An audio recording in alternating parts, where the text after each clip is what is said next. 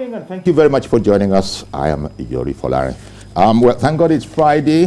Next time we'll be seeing, God willing, will be a Monday. And in the meantime, there's a lot that could be happening politically.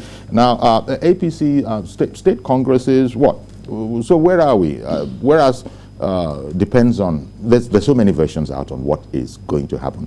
One paper is reporting that all is now set for state congresses, but not everybody is sure that that's actually the right thing to do. So there are opinions and counter opinions, and it all centers around what could be a political landmine going by the minority decision that came out of the Supreme Court. Now, the minority decision, it concerns Buni, who is the APC caretaker / extraordinary convention planning committee head. He's also a governor, and there's a matter of holding two political offices at once. However, he was not joined in a suit. He was not joined in the suit, so in a sense, in fact, not in a sense, in fact, that matter has not been dealt with. But that's because Buni wasn't joined. And so there are all sorts of legal aspects, and if the congresses were to proceed, as some are saying, then it could be effectively a political landmine that could be exploited by the opposition. So we'll look at that today and say, and sort of check, how do we go? How do we go forward? Well, Kayode Salako is here, a commentator on public affairs, and it must be said, an APC member, so a key stakeholder. Thank you very much for coming on. Give me your take on all of this, because is it clear or not clear? Well, thank you very much. If I say it is clear to me, then I might be misleading you. And if I say it's not clear, I might be misleading you. There you go. I think the question is... Spoken as a true politician. Spoken as a true politician. Well, I think it should be clear to the party. The message, the content of the judgment of the Supreme Court are sent out should be clear to the party. That is in the Akeredolu affair. In the Akeredolu versus Jegede affair. Yes. The content of that judgment has sent a clear signal to my party, the All Progressive Congress, that the party should go inside and consult its team of political and legal wise men to make sure that the party does not continue to run with the Governor Buni-led National Working Caretaker Committee leadership on a time bomb of legal danger in the nearest future. And I think one of the legal luminaries we have in our party has written to the party leadership, whether openly or secretly, but the memo is out, and that is the Minister for Labour, the Junior Minister for Labour, Barrister Festus Keyamo SAN. He has written, and I read the content of what he wrote and the advice he gave to the party. I am optimistic that the party is working on it. The advice he gave to the party, which is for people who haven't followed it, which is in summary. Yeah, the advice he gave to the party is, one, that the party shouldn't take the content of the judgment of the minority, panel members in the Supreme Court with a pinch of salt. It should be taken with every seriousness that it deserves, because it might now be a weapon. According to the way he put it, he said it has weaponized people, aggrieved members of the political class, political actors in Nigeria, who might want to use it to fight against the party in subsequent legal issues. Because the import court cases, they might want to you know. Yeah, because the import of all of this is that if the state congresses were to go ahead, being theoretical now, if they were to go ahead, it's possible that everything done in under such, the ambit could become null and void if indeed much later on it is now proved that, well, since it was under Buni and there is a comma in that particular matter, maybe a moral comma, which is that you can't wear two political caps at the same time. Choose one. People like Babatunde Agala, SAN, who a former legal advisor and who is also a chieftain of the party, I think he has said publicly that if it were up to him, he'd advise Governor Buni to just, decide on one political, cap, and really it would be his governorship. So and there are people saying that they are surprised that Keyamo's advice, Magnus Abe, if I remember, reading the papers, he and Magnus Abe too, yeah. Yeah, he's surprised. So, in fact, we are scheduled to Babatunde Ogala SAN will be joining us as soon as possible because we also sought his opinion on all of this. But the safety of the party, that is its integrity, so much so that some papers are even saying APC in jeopardy, APC in jeopardy over, these issues. As APC come out to say it is in jeopardy. No.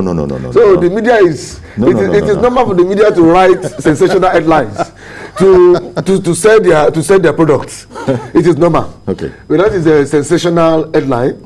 But as APC come out to say we are in jeopardy over this, is it not the same APC leadership that said the Congress of the party, the ward and the state Congress of the party, which are supposed to kick off this weekend, will still go on as planned? Yes. So that is to let you know that the wise men in the APC must have been brainstorming. They must have been in the closed door, brainstorming session, looking at it. You see, the internal system of a political party is different from the external system.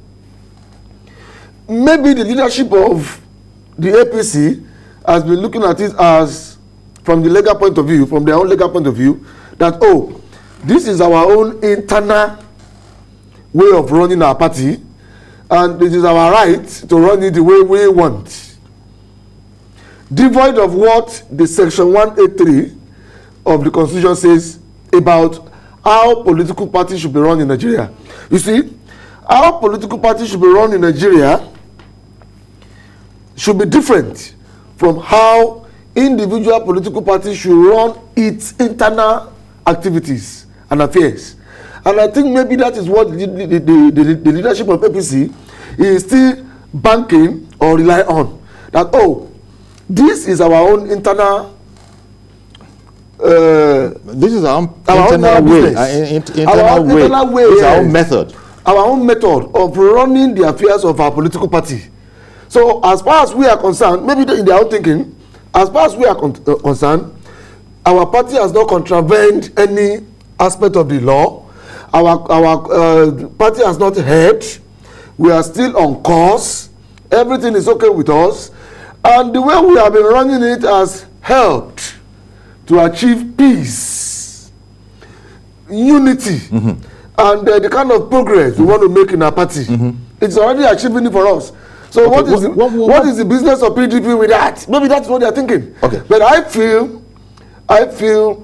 for someone like Barrister Keyamo to have written, I know that the party he's also an essay, the party is not resting on its oars. To look at the content of the minority judgment of the Supreme Court and the opinions of legal luminaries, legal experts like Keyamo, Magnus Abe, and co. The party is on it. I'm sure the party is not resting. The party will look at it critically from its own merits. Reverend Dominic, thank you very much. And come out with a position. Good morning, Reverend Dominic. Thank you for coming in, for calling in. Good morning, your guest. Good morning. Good morning. I totally disagree with your guest. I'm involved here, involved in the sense I'm not a card-carrying member Can you hear me? Yes, we can. We can hear you. I'm not a card-carrying member of APC, but I'm a sympathizer of APC, and I say this is my government. Politicians doesn't learn. Why we have change of power from PDP to APC? We said that PDP are not progressive, APC are progressive. People who can use their common sense. Let me take your guest to the memory lane. We came to this point for what we call a minority judgment in Edo. When somebody in Edo State, they call it a watchman, went to court against Oshumele that he had been sacked from APC. And they say it's a small boy, who is him, in what chapter, to go to court against national chairman. But that court judgment we call nonsense, we call minority. Today, we should not overlook the Supreme Court minority judgment. Because when the governor came on board through Buhari, we thought it was a stopgap measure. That within 2-3 months, we do proper election and have a proper national chairman. How could a governor be a governor and a national chairman? It doesn't work anywhere. So when you're guessing we should overlook it, I disagree with him. Because this minority issue will take out a major issue. So we should look at it now and do the proper thing. Thank you. Thank you very much. Okay. Have I said it should be overlooked? I've not said anything like that should be overlooked. What I'm saying is that every political party has legal department, team of lawyers who look into issues of things like this. And I'm sure my party is not resting on its oars. Okay. So the leadership of APC must have been looking into it. And for the party to come out to say, okay, the Congress will still go on Saturday as already planned, simply means the legal department of the party must have advised the leadership of the party that, oh, it is still safe, maybe, it is still safe to go ahead with it. And if that the indeed party is the reason, any aspect of the law. If that indeed is the reasoning, then they would have arrived, those, that are of that particular, sway of thought, would have arrived at the conclusion that far too much emphasis is being placed on the minority decision of the Supreme Court, where after all, it isn't the judgment of the Supreme Court. It's when you look into the particulars that you see that the majority decision is what is always taken as decision. So there are those who are probably thinking that, this whole thing we're taking too much attention is being paid to it. And by the way, I mentioned Babatunde Agala, SAN, former legal advisor of the APC. We can actually speak with him now. Good morning, Tunde. Good morning, Yori. Thank you very much for joining us. This almost imbroglio that we have on our hands. APC Congress is moving ahead. Everything is all set for tomorrow. It shall be. So we are hearing. And, this whole business of the, can I call it a political landmine of the minority decision? Some are saying far too much emphasis is being placed on it. What is your considered opinion about everything? Well, let me quickly speak about the judgments.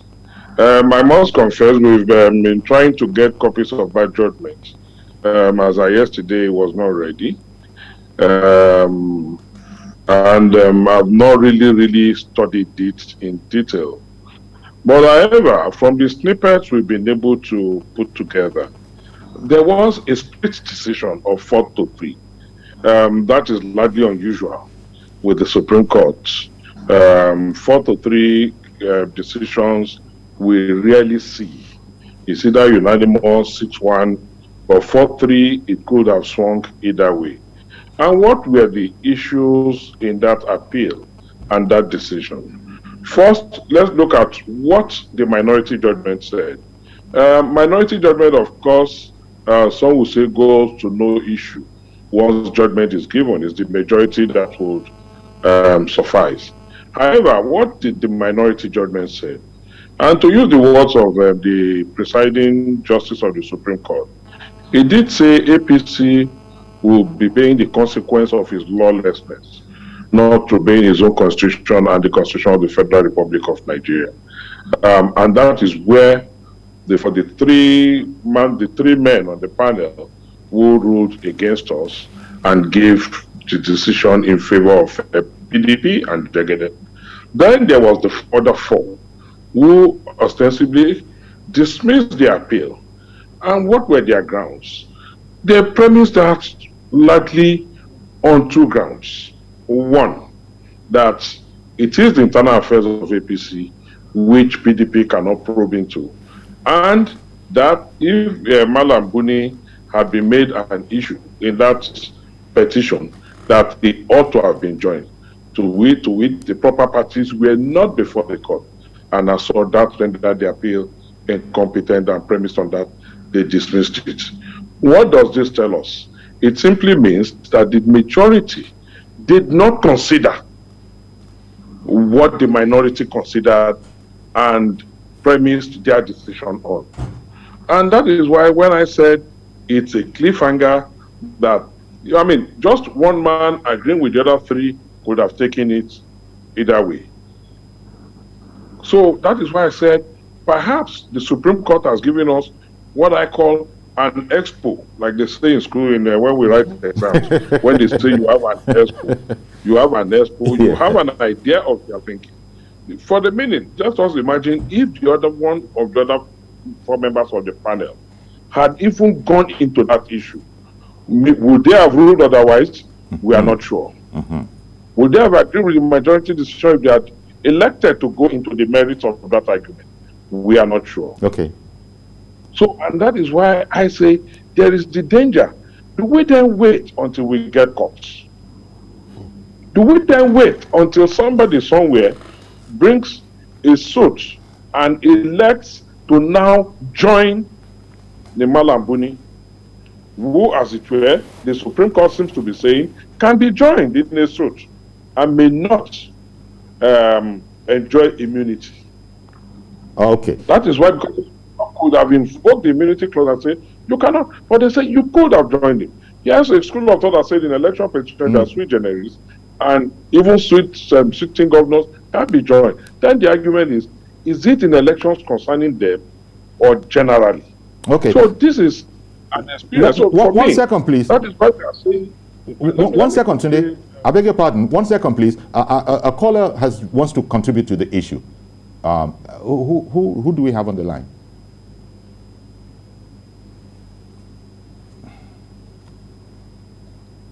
I was told there's a caller on the line.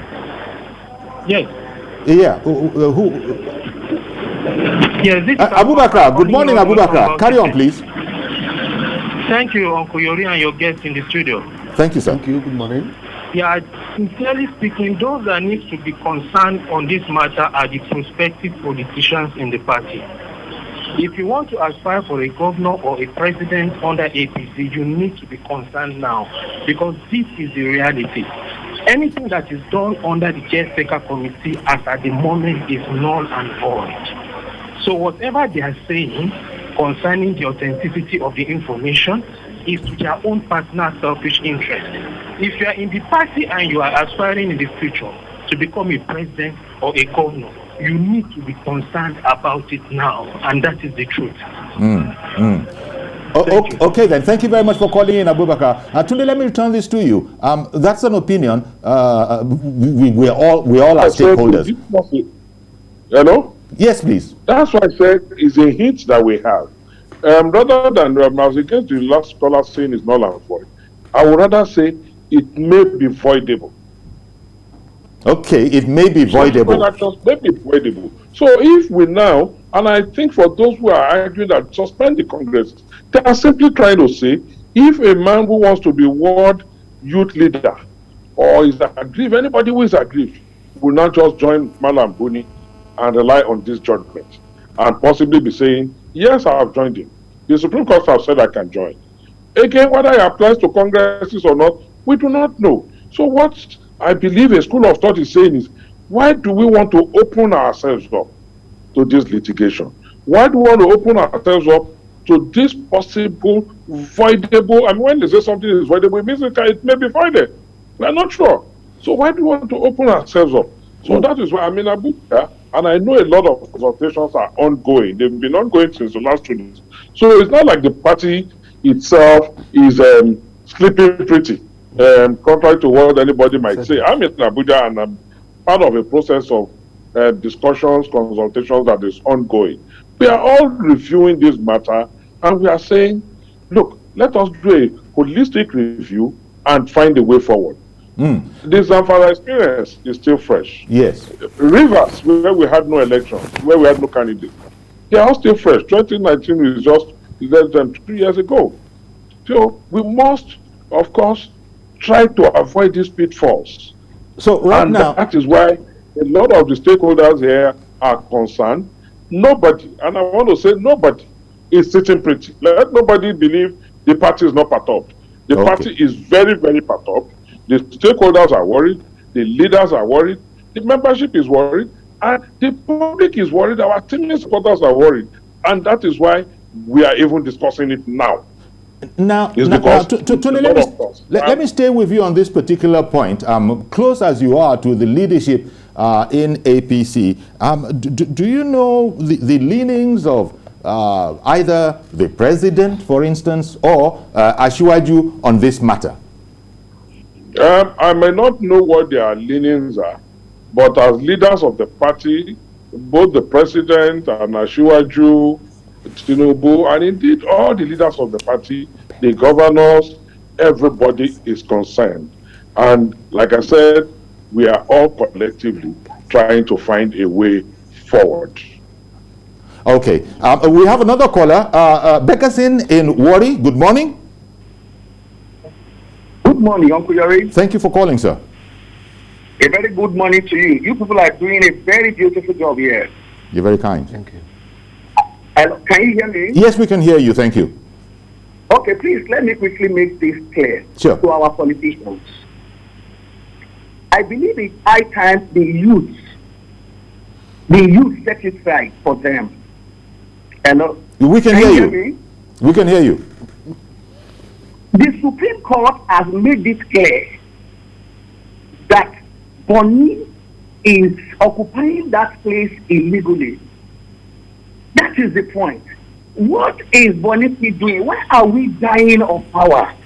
Well, you can see the senior advocate. You can see the senior advocate disagreeing with you there. But please continue. It doesn't matter. It doesn't matter. Okay, in the end of the day, they are not even sure. Are they not going to end this? Even if there is a litigation tomorrow, are they not going to end it in the paper?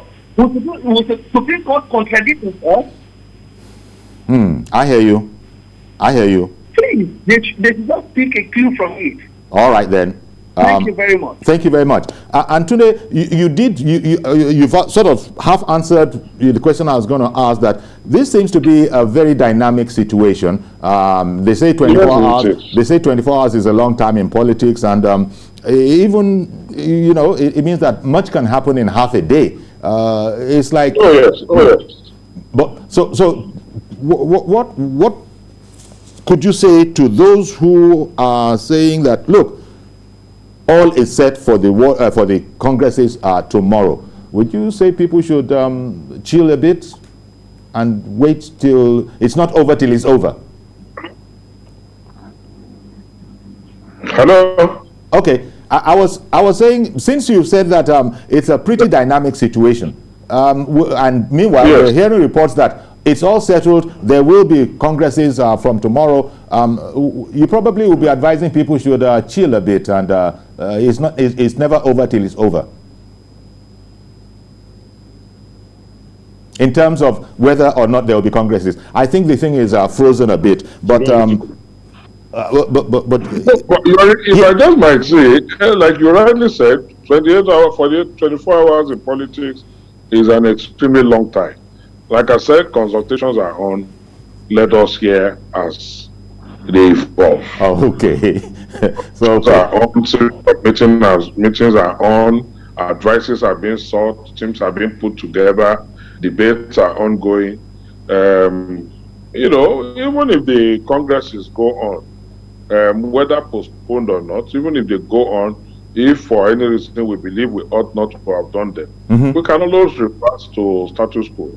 Okay. So I don't think there's any cause for alarm. One thing I know is the leaders would look at the issues critically and we will find a solution. I want to thank you very much, Tunde, for making time for us this morning. Mr. Babatunde Ogala, SAN, former legal advisor of APC. and solicitor and advocate. So, this is about as the much that we can get. On the one hand, there seems to be a school of thought saying that we're going on with it, but as you can hear, there are people who are concerned that it might be a political landmine. Somebody even went as far as saying null and void. Anything done under this particular caretaker extraordinary convention planning committee could be null and void. The senior advocate said, well, maybe he would have said it could be voidable, but not null and void. So you see, in between politicians, and as Babatunde Ogala was saying in the ICN, they're still working on it. It's a pretty dynamic situation. That is exactly what I've said. Exactly. Here. It's a pretty dynamic situation. They are working. He said he's in Abuja because of that. On its own. Okay. The team of wise men, legal luminaries, lawyers, political experienced politicians in the party are not sleeping on it. Are not sleeping. Yeah. Mr. Kale Jaye in Igboho, good morning, sir. Good morning. Go ahead, please. Yes, my contribution is about the situation in Anambra. Okay. There, the APC candidate, the APC candidate there, Andy Uba, has been nominated by the party, and his forms were signed by Buni, Memala Buni, the governor of Yobe State and acting chairman of the party. Now, the YPP and the candidate, Ifeanyi Uba, are already rejoicing that they will likely take him to court if he comes close to participating in the election. Is that not the time bomb for APC? And there are some other elections coming in APC and Osun very soon. So this is my contribution. What is the position of the party on the situation in Anambra? Now, will the candidate of APC still go on to contest in the election based on the Supreme Court judgment? Yeah, thank you also for that contribution. You see, APC as a party has lost some states in the past due to this type of legal gymnastics, legal issues, and I'm sure the party is aware of that. The party doesn't want to continue to lose more and more states to PDP because of legal technicalities.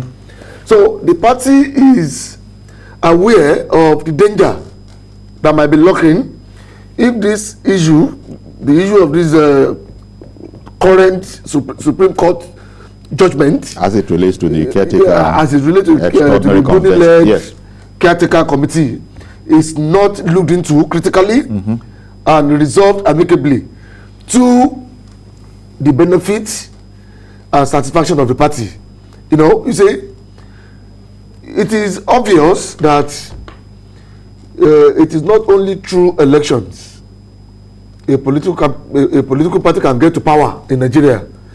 You might not even go into election at all and get to power through the courts. It has happened. Judgment. It has happened. It is happening. It has happened. So a lot of governors are the governors of their state today because they didn't, not because they won elections, but because they won court judgment against the party that won. So attention must be paid to the details. The party is paying attention. You can hear Honorable Babatunde Ogala now. You can hear all he said. That he said it was in Abuja, and that on this whole matter, consultations are going on. Yes. That the leaders in the party are not resting. They are not sleeping. They are looking into it critically and to the benefit of the party. And maybe that is strategic. I asked if he, was aware of what the leanings of the president or Asiwaju Bola Ahmed Tinubu on this whole matter might be. He sidestepped that whereas he might not be privy. Might not be privy. But you see, the president is an individual, but the position of the collective position of the leadership of the party is what matters. The position of the party as a system is what matters. Okay. And I want to assure you that the party is looking into it, because the party doesn't want to continue to lose exactly to the opposition more and more states or power to the opposition I guess, due to court judgment. I guess that's understandable. It's a critical issue. Ajoge in Zamfara State. Good morning, sir. Good morning, Uncle Yori. Thank you for calling me. Your colleagues and your guests over there. Good morning, Mr. Good morning. Thank you. The question I want to ask is that it's Malabuni, is he a caretaker or a national chairman? Because if the caretaker is understood, is caretaker, not a national chairman. So what is issue over there? For me, I think that's not issue. He's just a caretaker to take care of something and hand over to a proper elected people. So I think when the time comes and the election is being conducted, you will hand over properly to the rightful, the elected chairman. So he is a caretaker to handle, and I've seen the work he has done so far, reconciling aggrieved members from various states, which is a plus to the APC. So for me, I think he's a caretaker chairman. We should differentiate between a national chairman and a caretaker chairman. Thank you. Well, thank you very much. What is the position of the law about it? That's going to be the bottom line. What is the position of the law about it? Is it right for Buni, for Governor May Balabuni to be the governor of the state, the executive governor of the state, and under the law, and still continue to act as the chairman of a political party? Well, caretaker chairman, extraordinary convention planning committee, caretaker chairman. Is that does the law allows it? Yeah. Is it normal with the law? If it is normal with the law, why did three of the? But it was not an issue. Is that what? It was not an issue in the Supreme Court judgment, because that was why I was asking: are we paying too much attention to the minority decision? My brother, out of 7 people, 4 people gave it to APC. 3 people said no to APC. So it was split. Now, if Anogala had said that it's a very unusual thing. It had been 4 against 3. Yeah. 4 with PDP, 3 with APC on this. What would have happened? Okay. So that is to let you know that the party must not take it with levity.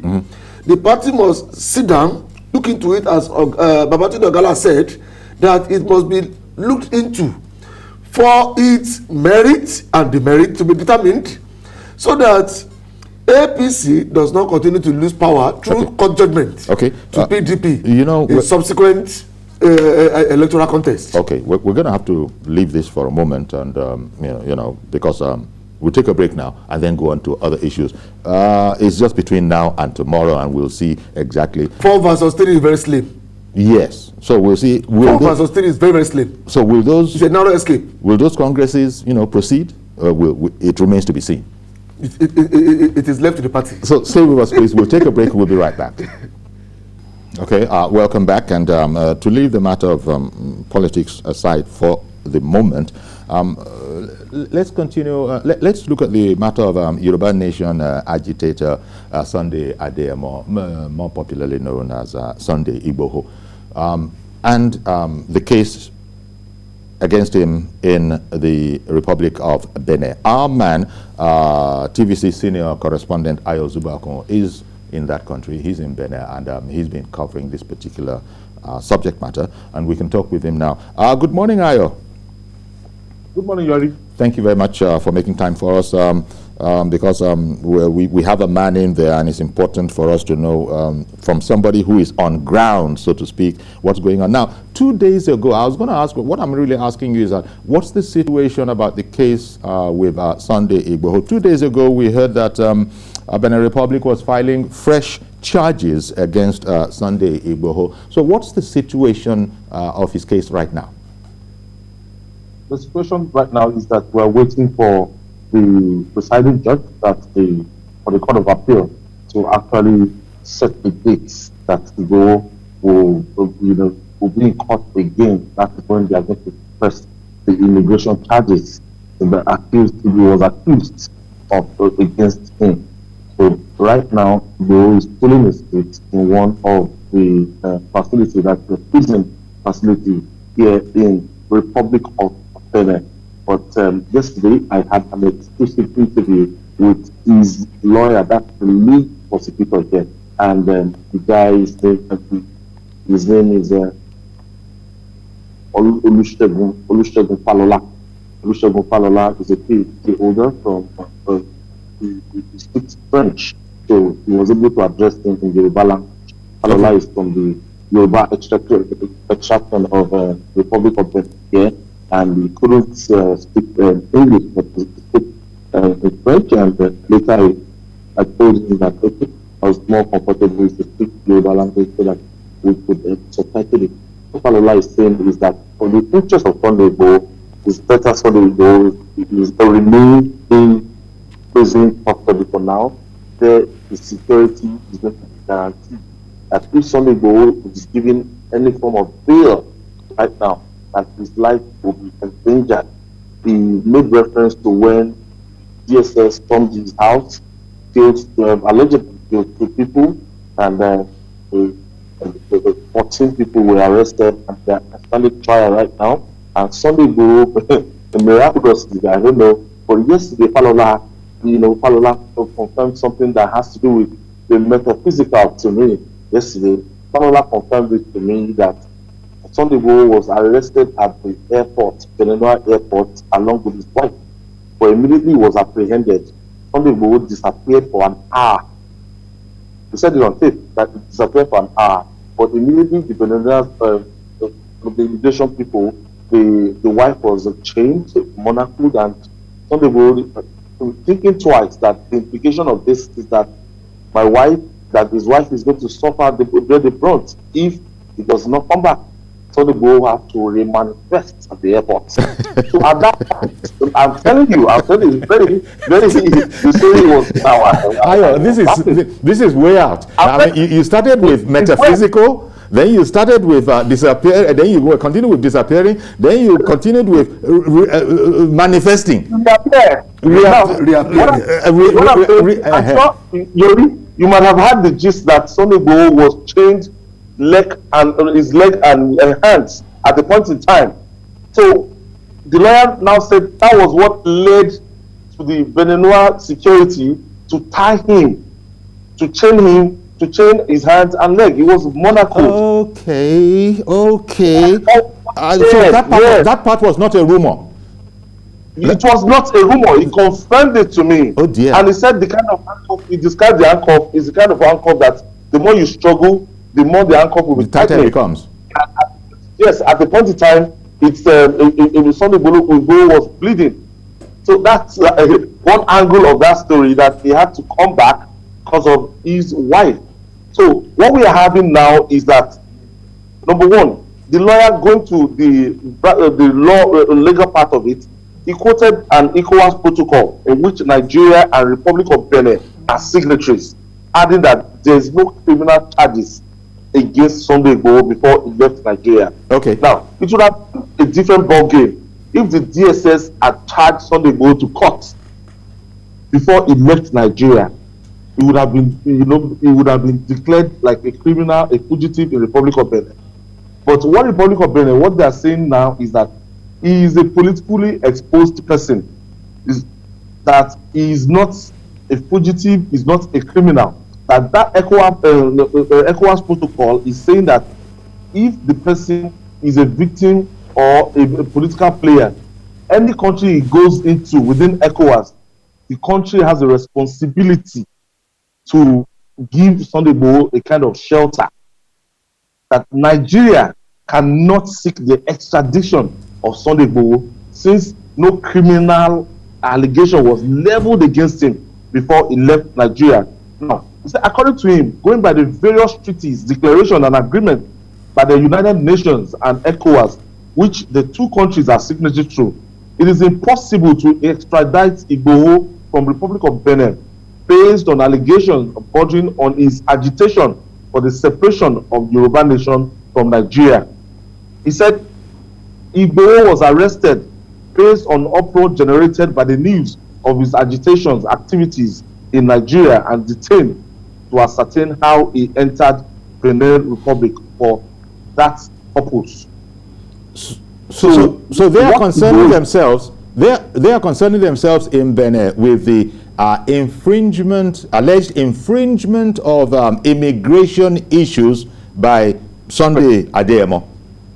Yes. How did he get into Republic of Benin? Now, let me tell you our own experience. When we got to the border, we met the DSS officials.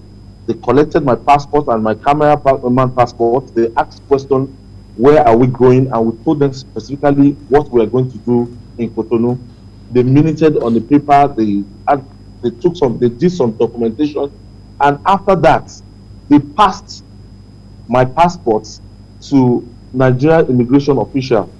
And immediately I was asked, they took my biometric.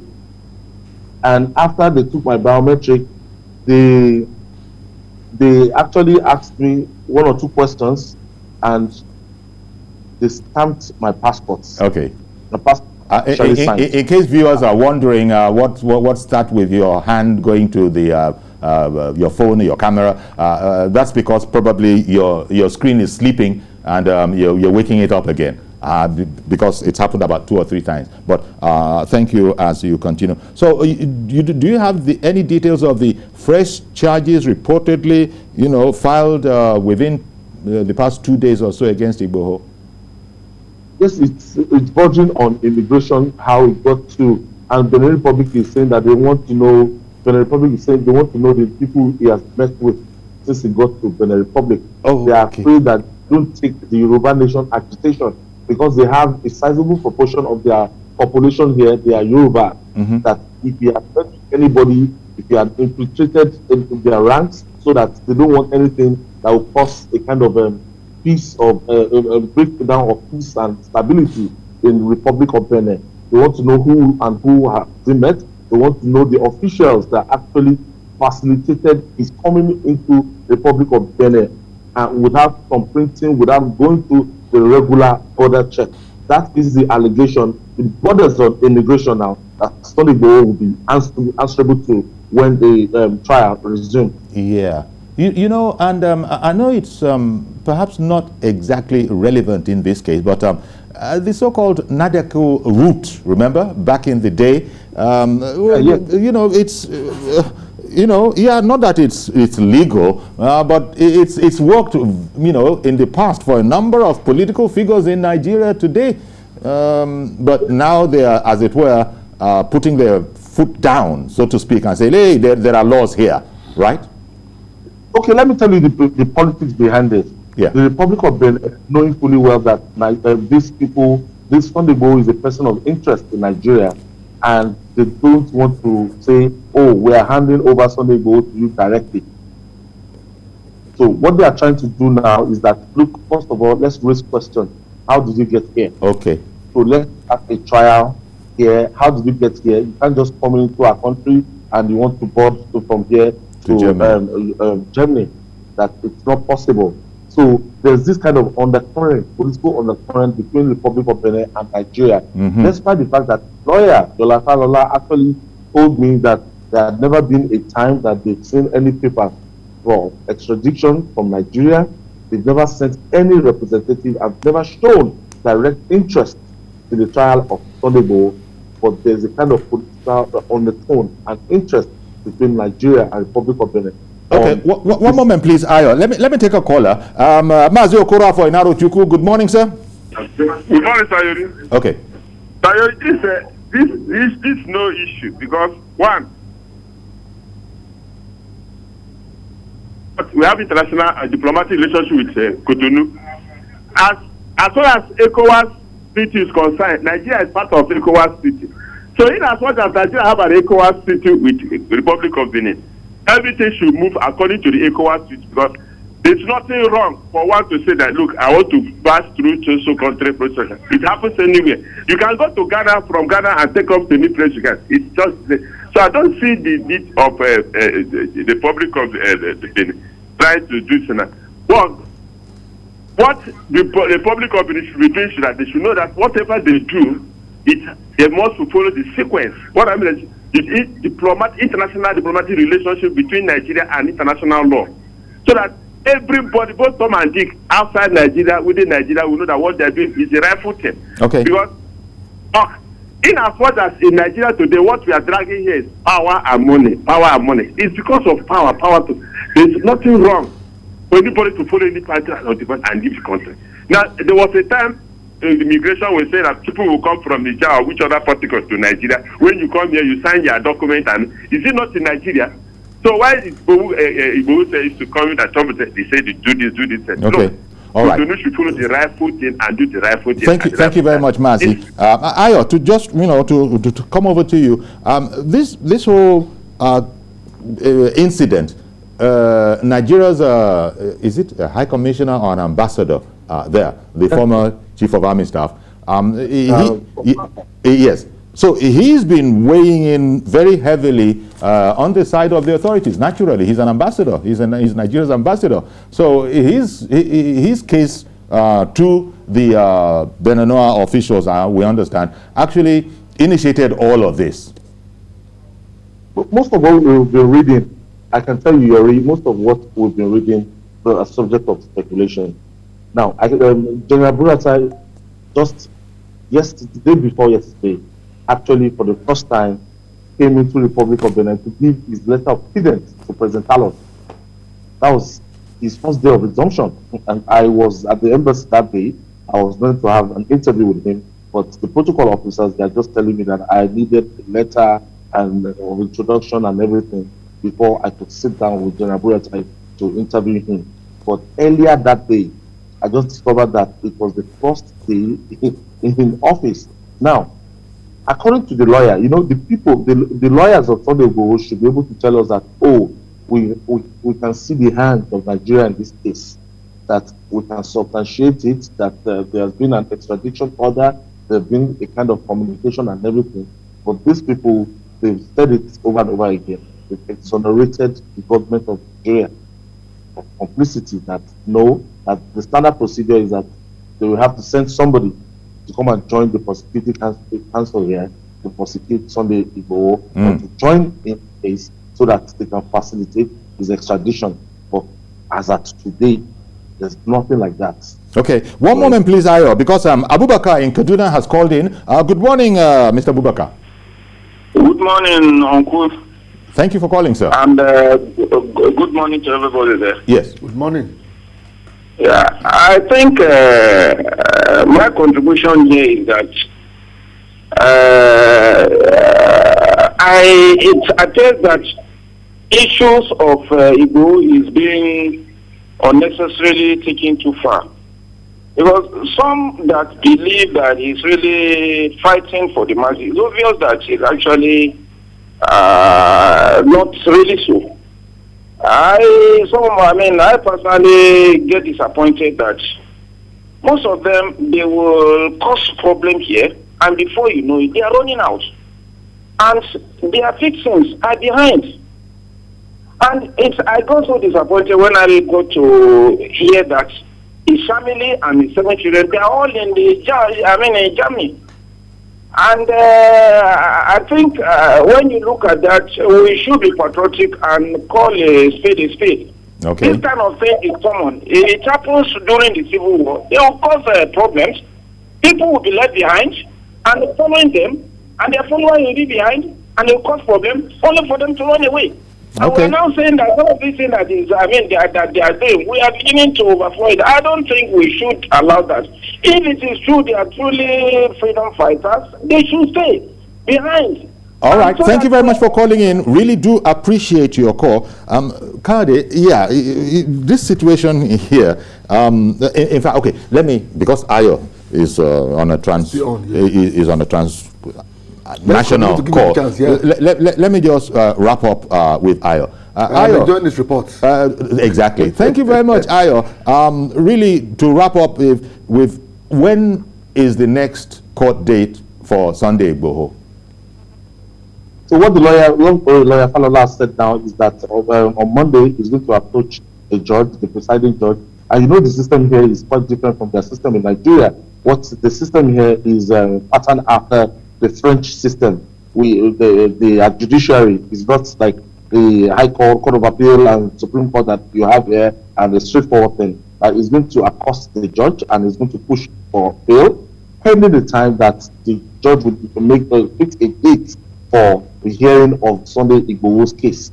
And if you want to know somebody that was talking about his popularity and everything, I went into the market here, and I discovered that market women, everybody, Nigerians that are doing their businesses here, all what they are saying is that please, free Sunday Igboho, don't allow them to take him back to Nigeria. It's quite popular among his people. He has his own crowd. Should he even be given bail? Should he be given bail? That would, it would be within the country, within Benin Republic, right? He cannot go out of the country. He cannot go out of the country. Okay. And it will be very, very difficult for him to even step back to Nigeria right now. And from what I'm gathering, that they might even have to take a move of seeking asylum for Sunday Igboho. Oh, okay. In Republic, they might take that step. But for now, for Nigeria, is a no-go area. Okay. Thank you, Ayo. Great job. We'll continue to come back to you as matters, proceed on this matter. Once again, thank you very much. Okay then.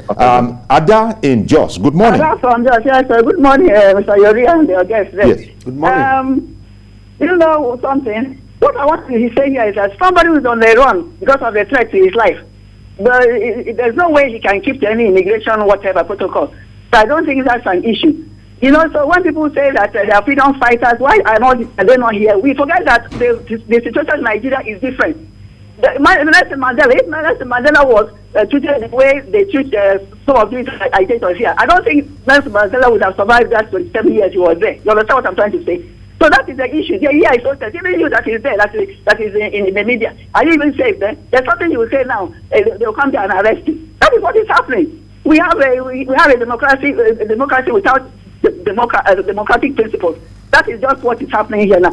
I pray if I thought they have any charges against it, let him say that Benin Republic is better for him. Let's not give up this country. Thank you very much, Ada, for calling in. Appreciate your call. Kayode, wrap it up so we can go. Your thoughts on this whole matter? Many of those who are ruling Nigeria today also had the kind of issues Igboho had with Nigerian security authority in the past. They also escaped and ran away. And today, when the coast was clear, they came back. And today, they control our political system. Well, Sunday Igboho is a product of the injustice, iniquity, and a lot of things many Nigerians are complaining about Nigeria. My final take on this is that let the North and the South agree to all the solutions that have been articulated to bring Nigeria out of our age-long problems. That's where we're going to have to leave it. There are solutions. That's where we're going to have to leave it. The North and the South should just agree. I want to thank you for those solutions to be implemented. Indeed. Thank you very much, Kayode, Salako, public affairs commentator, on that whole issue. And also our thanks to Ayo Zubaku, who was reporting from Benin Republic there, and also to Babatunde Ogala, SAN, former legal advisor of APC, for weighing in on the whole issue of congresses from tomorrow to be or not to be. So that's our program today. Please join us on Monday, not tomorrow, on Monday for a fresh edition. I'm Yori Folare. Bye-bye for now.